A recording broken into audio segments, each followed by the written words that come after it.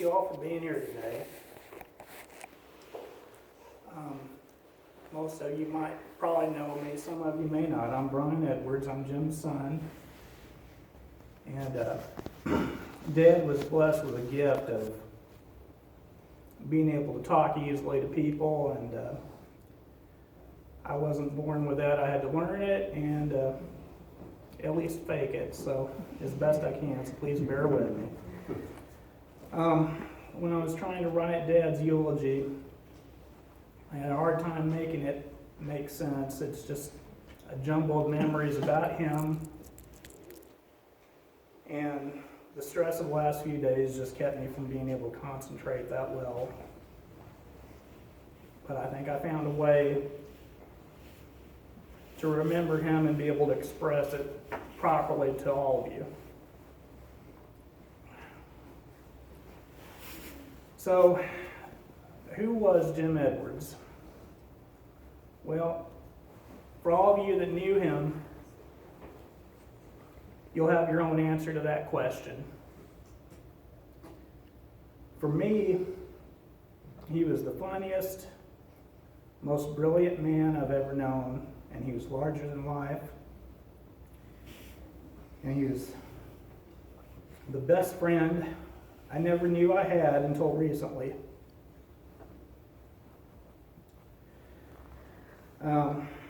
First off, when I was a young child, I wasn't sure exactly what he did for a living. It had been mentioned to me several times, but I didn't understand it. I wasn't old enough to understand. But I was a little boy, and we were at a football game somewhere. And another little boy there at the game asked me what my dad did for a living, and all I could say was, he sits at a desk all day and has lots of papers on his desk. That's all I did. The little boy, he said, "Oh, your dad's a lawyer." And I didn't know if he was or not. I really didn't know. And so I asked Dad about it, if that's what he did for a living. And I remember him wrinkling up his nose, just, like that, and saying, "Brian, I have more self-respect than that."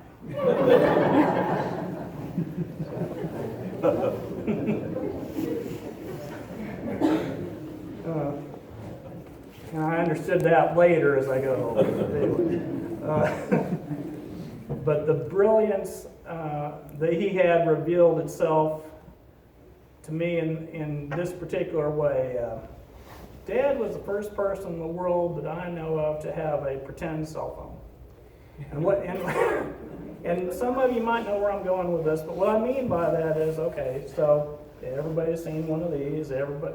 Modern life, everybody has one. My wife her face is buried in it all the time. So sorry, you're my prop too. So,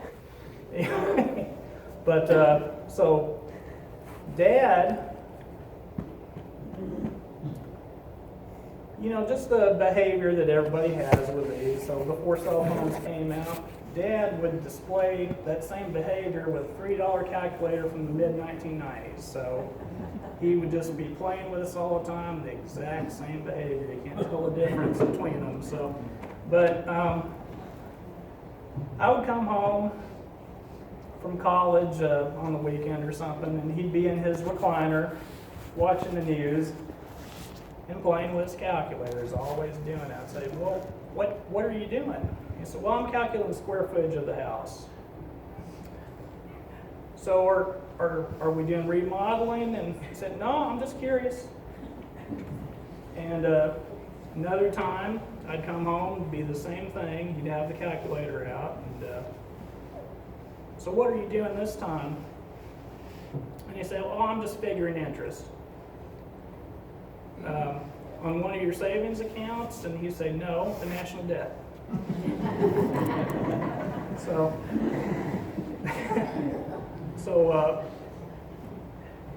he was just this was just such a noticeable part of my dad that when he had his retirement party, his coworkers had a cake made to look like a $3 Casio calculator. That's everybody who spent time around him saw him playing with this thing. So I think he was just, he might have just been a natural mathematician just waiting to bust out, But the larger than life part of him to me was when he told me a story about he actually worked for NASA at least for a couple of days.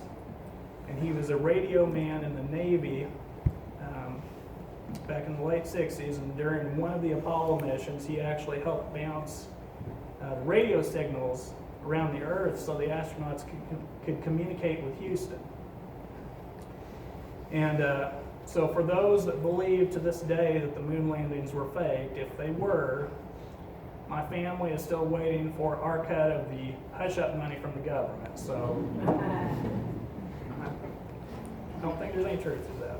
Anyway, finally, just the presence and influence and foundation he's been in my life all these years is just immeasurable. He's the one that taught me to read, to drive, to not be afraid of taking chances, to love life to the fullest. The list literally goes on and on. We could just be here all day talking about that. He took care of our family, my mother and I, and a lot of extended family too. And until recently, he was the one I told first about any new job or promotion or award or just anything happening in my life. And he was always my biggest supporter and would take my side on most things, even when looking back I was clearly wrong about some of them. And that's just the kind of man that he was.